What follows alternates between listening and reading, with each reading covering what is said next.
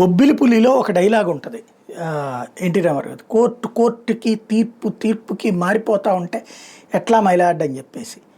ఇప్పుడు అట్లాగే ఉంది. మొన్ననే తమిళనాడు గవర్నమెంట్ని తిట్టిపోసింది హైకోర్టు. ఏమని? ముఖ్యమంత్రి పేర్లు ఎట్లా పెట్టుకోవడానికి వీల్లేదని. ఇప్పుడు ఆ తీర్పును కొట్టేసింది సుప్రీంకోర్టు.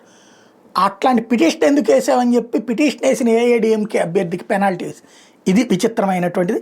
సంక్షేమ పథకాలకు ముఖ్యమంత్రులు, పార్టీ అగ్రనాయకుల పేర్లు, చిత్రాలు వినియోగించరాదంటూ ఇటీవల మద్రాసు హైకోర్టు వెలువరించిన మధ్యంతర ఉత్తర్వులను సర్వోన్నత న్యాయస్థానం రద్దు చేసింది. ప్రభుత్వ పథకాల్లో సీఎంలు, ప్రధానమంత్రి చిత్రాలను వినియోగించడానికి దేశమంతా అనుసరిస్తోందని సుప్రీంకోర్టు ప్రధాన జస్టిస్ బీఆర్ గవాయ్ నేతృత్వంలో త్రిసభ్య ధర్మాసనం పేర్కొంది.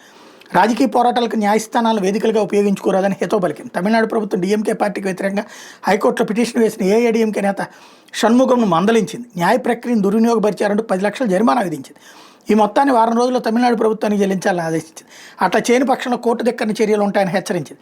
ఈ ధర్మాసనంలో K Vinod Chandran, justice NV Anjaria సభ్యులుగా ఉన్నారు. తమిళనాడు ప్రభుత్వం విత్ యూ స్టాలిన్ పేరుతో నిర్వహిస్తున్న ప్రచార కార్యక్రమాన్ని మద్రాసు హైకోర్టులో ఏఐడిఎంకే నేత షణ్ముగం సవాల్ చేయడం, కొత్తగా తీసుకొచ్చే ప్రజా సంక్షేమ పథకాలు జీవించి ఉన్న నేతల పేర్లు వాడొద్దు, వాటి గురించి ప్రచారం చేసేటప్పుడు మాజీ సీఎంల ఫోటోలు, పార్టీ గుర్తులు, జెండాను ఉపయోగించొద్దు అంటూ హైకోర్టు మధ్యంతర ఉత్తర్వులు ఇచ్చింది. దీని మీద తమిళనాడు ప్రభుత్వం సుప్రీంకోర్టును ఆశ్రయించింది.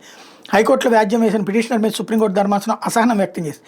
పిటిషనర్కి నిజంగా అంత ఆందోళన ఉంటే అన్ని పార్టీలకు చెందిన రాజకీయ నేతలతో ఉన్న పథకాలను ఎందుకు సవాల్ చేయలేదని ప్రశ్నించింది. పలు ప్రభుత్వ పథకాలకు ప్రధాని, రాష్ట్రపతి, గవర్నర్లు, మంత్రులు ఫోటోలు ఉపయోగించుకోవచ్చని సుప్రీంకోర్టు గతంలో అనుమతి ఇచ్చింది. దేశవ్యాప్తంగా విధానాన్ని అనుసరిస్తున్నారంటూ ధర్మాసనం స్పష్టం చేసింది.